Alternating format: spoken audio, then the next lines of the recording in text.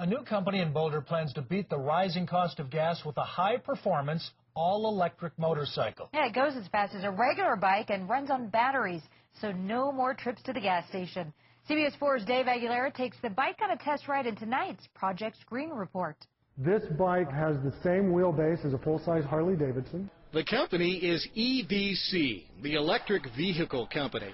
The product is Volta, high-performance all-electric motorcycles.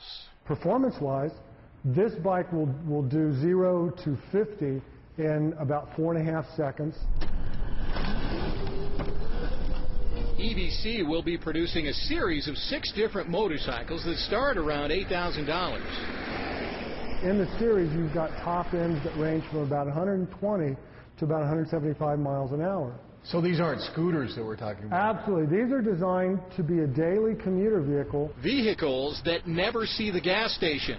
All you do is plug them in for a few hours.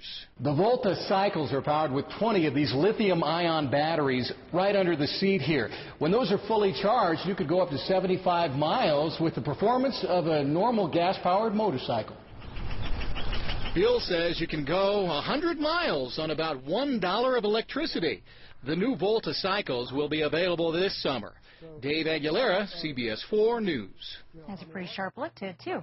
Dave says the motorcycles even have onboard computers that let you program a speed for peak efficiency. You can even set a maximum speed limit. Bill says that's a great feature for beginner riders. For more information on the EVC Volta motorcycle, head to the Project Green section on our website, cbs4denver.com. And we'd like to see how you are living green. Just send us a U Report photo or video.